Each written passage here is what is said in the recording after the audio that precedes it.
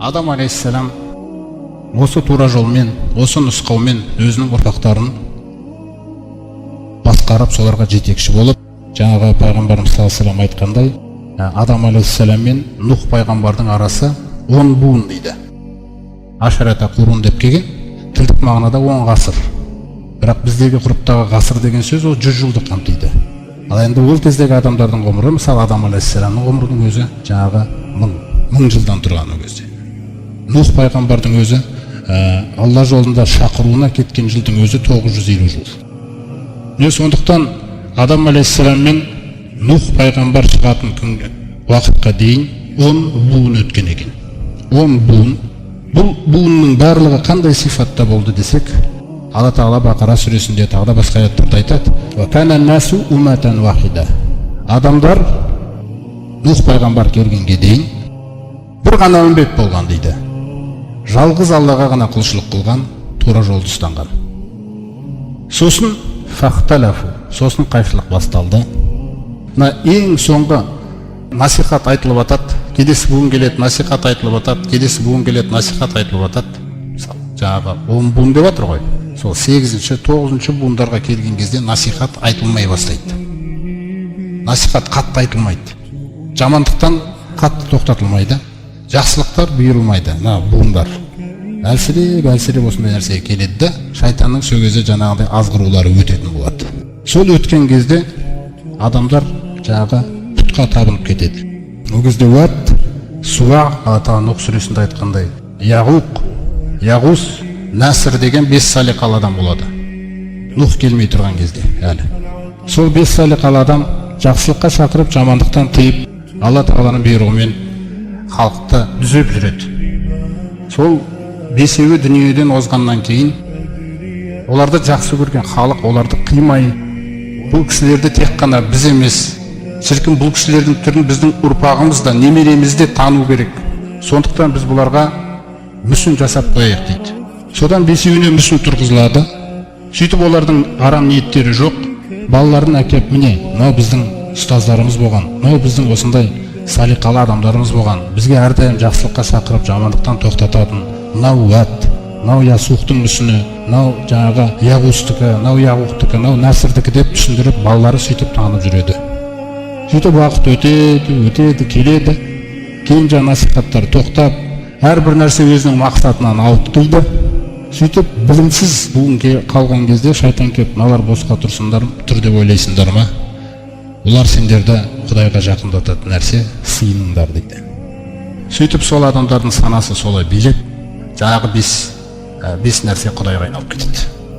Сөйтіп сыйыну басталады, құлшылық барлық тәртіп бұзылады, бұрынғыдай тура жол жоқ, әркім өзінің ойына келгенін істейді, неше түрлі күнәлар тарайды.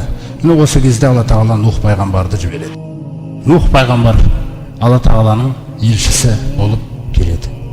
Әуәлу расулин урсила Нух дейді пайғамбарымыз салсам, ең әуелгі елші жіберілген ол Нух дейді. Яғни мағынасы, жердің бетінде ең бірінші бүлікшілік басталған кезде, ең бірінші бүлікшіліктің кезінде жіберілген бірінші елші сол Нух деп жатыр.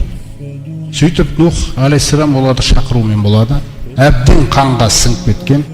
Нухтың да айтатын оларға жаңағы Алла Тағала Құранда айтқандай жалпы қағида, кез келген елші Алла Тағала тарапынан жіберілген кезде мынандай бұйрықпен келеді. Алла Тағала айтады: "Ва ма арсална мин qablika мир расулин". Ей пайғамбар, сенен бұрын қандай да бір елшіні жіберген болсақ, илля нухи илейхи, біз оған тек қана мына бұйрықты уахи ететіміз дейді.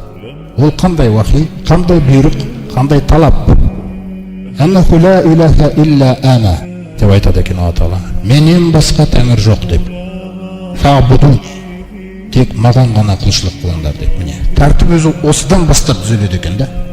Егер бұл кетсе, тәртіпсіздіктің күллі тармағы шығады екен. Сондай-ақ тәртіпсіздік түзеу үшін осы өзектен басталса, тәртіптіліктің күллі тармағы шығады екен да. Көрсек қандай. Сондықтан осы нәрсемен келген. Алайда олар Нухты менсінбейді, тыңдамайды. 950 жыл Нух Алланың осы сөзін сөйлеумен болады. Сосын ақырет, негізгі тақырып, екінші орында тұрған қиямет, Алланың алдына барамыз, есеп бересіңдер деген нәрселер. Осының бәрін күлкіге айналдырады, қабылдамайды бұндай нәрселерді. әрдайым оларға елші кеп сондай сөзді сөйлеген кезде, мысалы Алла Тағала айтқандай Құранда аузу биллахи минаш шайтанир раджим. Ва иза қиля лахум таалау, егер де оларға айтылса, келіңдер иля ма анзалаллах, Алланың түсірген уахиына, кітабына, ва иля расули, және елшіге қарай келіңдер десе, ол халық былай деп айтатын дейді. Қолу хасбуна ма ваджадна алейхи абаана, бізге жеткілікті нәрсе біз аталарымызды, осы жақын аталарымызды деген сөз. Өйткені алдыңғы аталары тура жолда болған. Көрдіңіз ғой? Осы аталарымызды қай жолда таптық біз, сол ғана бізге дін. Осы нәрсе бізге жеткілікті. Сосын Алла Тағала айтады: "Ауалау кана абаухум", егер де жақын аталары ла яғламуна шейъан, ақиқаттан еш нәрсе білмеген болса, уала яхтадун, және исламды шын мәнінде дін тұтып ұстанған болмаса оны, сонда да ере бере ме дейді. Сөйтіп Нух пайғамбар 950 жыл бойы осы дағуатын жасайды, алайда азғантай ғана адамдар иман келтіреді. Сонымен кез келген пайғамбар Алла Тағала өзіне білдіргеннен кейін қауымынан енді ешкім иман келтірмейді деп мынандай дұғаны жасайды екен олар: "Роббана фтах байнана ва байна қаумина", деп, Раббымыз біз бен мына қауымымыздың арасына өзің аш үкіміңді. "Анта хойрул фатихин бил хаққи", ақиқатпен аш, сен бұл жағдайдың барлығын ең жақсы төреші өзіңсің деп. Сөйтіп Алла Тағала кемені жасауды бұйырады Нух алейхиссаламға. Сөйтіп кеме жасалады. Кеме жасалып жатқан кезде әлі мүмкіндік беріліп жатқан уақыт еді ол. Біреу келіп неге кемені жасап жатсың деп, сосын Нух оған топан су болайын деп жатыр деп, сосын онда мен құтылайын деп айтам екен деп, сол нәрсе үшін істеліп жатқан істер болған. Алайда олар оны мазақ қылды: "Мына шөл далада кемені не істеп жатсың сен" деп. Өйткені иман болмағаннан кейін жаңағы бізде де мысалы кім барып кетті о жаққа деген сөздегі сондай жағдайлар бола береді болды. Сөйтіп қорытындылай келген кезде иман келтіргендер жаңағы кемеге мінеді, басқалары сол үйлерінде қалады. Сөйтіп Алла Тағаланың әмірімен топан су келеді, көктен де құйылады су, жердегі қойнаулардан да шығады. Сөйтіп әлемді топан су басады. Сөйтіп кеменің ішіндегілер ғана құтылып, кемеден жаңа тыс қалғандардың барлығы Алла Тағаламен әмірімен құртылады.